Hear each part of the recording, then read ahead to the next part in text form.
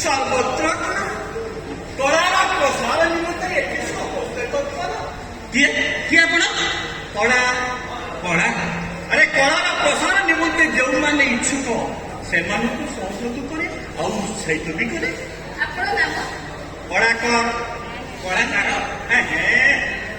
କଳାକାର ନୁହେଁ କଳାକାର। କୋଉଠୁ ଆସିଛନ୍ତି? ମାନେ କଳା ସମ୍ପ୍ରସାରଣ ବିଭିନ୍ନ ସ୍ଥାନରେ ଉନ୍ନତମାନର କଳା ପ୍ରଦର୍ଶନ କରୁଥିବା ଅଭିନେତା ଅଭିନେତ୍ରୀ ମାନଙ୍କୁ ବଣରୁ ଭଲି କରି ସେ ଧରିଦେବ। ଆଚ୍ଛା ସେମାନଙ୍କୁ ଲୋକଲୋଚନକୁ ଆଣିବା ଆମର କାର୍ଯ୍ୟ। ସେ କେନ୍ଦ୍ରରେ ଆପଣ କଣ କରୁଛନ୍ତି? ଆମ୍ଭେ ଆଜ୍ଞା ଚଳଚ୍ଚିତ୍ର ପ୍ରଯୋଜକ ଡକ୍ଟର ପ୍ରଭଞ୍ଜନ ପଟ୍ଟନାୟକର ଏକଦମ ଖାସ ଲୋକ ମାନେ ମୁଁ ତାଙ୍କ ଇଏ। ଆପଣ ତାହେଲେ ପ୍ରଭଞ୍ଜନ ପଟ୍ଟନାୟକ ଏକଦମ ଖାସ ଲୋକ। ତାଙ୍କ ଅଫିସର ସମସ୍ତ କାର୍ଯ୍ୟ ସେ ଆରେ ଅଭିନେତା ଅଭିନେତ୍ରୀ ମାନଙ୍କୁ ମନୋନୀତ କରିବା ପାଇଁ ତାଙ୍କର ସମସ୍ତ କାର୍ଯ୍ୟ ସେ ମୋ ଉପରେ ନେଷ୍ଟ। ତାହେଲେ ଆମେ ନିଶ୍ଚୟ ନିଶ୍ଚୟ ଆପଣ ଆପ୍ଲାଏ କରନ୍ତୁ ନା।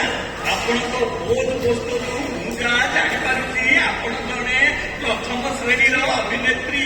ଏଇ ଆପଣଙ୍କ ଛନ୍ଦରୁ ସେମାନେ ନୃତ୍ୟ କରିପାରନ୍ତି ଆଉ ଗୀତ ବି ଗାଇପାରନ୍ତି। ଆରେ ସାତ ଠିକ ଏହିପରି ଜଣେ ହିରୋଇନ୍ ଖୋଜୁଥିଲେ।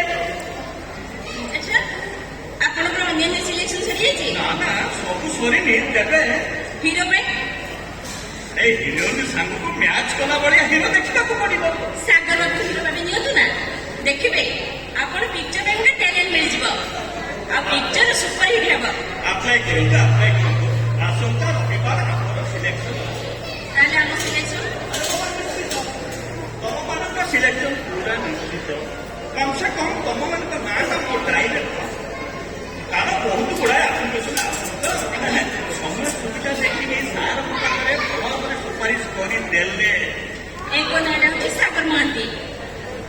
ଆଉ ଇଏ ହଉଛନ୍ତି ତଟିନୀ ସାମନ୍ତରାୟ। ବେଶ ବେଶ ବେଶ ବେଶ ବେଶ ପିକ୍ଚର ପ୍ରଥମ ସିକ୍ୱେନ୍ସ ଅତି ତଟିନୀ ସାଗର ସାଗର ତଟିନୀ ସାଗର ତଟିନୀ କି ଅପୂର୍ବ ମିଳନ। ମୁଁ ଦେଖୁଛି ଆପଣ ଜଣେ ଦକ୍ଷ କଳାକାର। ଆପଣ ଥରେ ମୋ କକ୍ଷକୁ ପ୍ରବେଶ କରନ୍ତୁ ଦେଖିବେ ଲକ୍ଷ ଲକ୍ଷ କଳାର ମନ୍ଦିର। ତାହେଲେ ଆମ ସିଲେକ୍ସନଟା ନିଶ୍ଚୟ କଣ ସିଲେକ୍ସନ ନିଶ୍ଚୟ। ଆପଣ କେନ୍ଦ୍ରଟି କେଉଁଠି? ଆର୍ଟିଷ୍ଟ କଳା ସମ୍ପ୍ରସାରଣ କେନ୍ଦ୍ର ନୀଳାଦ୍ରି ବିହାର। ନୀଳାଦ୍ରି ବିହାର। ହଁ ହଁ ନୀଳାଦ୍ରି ବିହାର।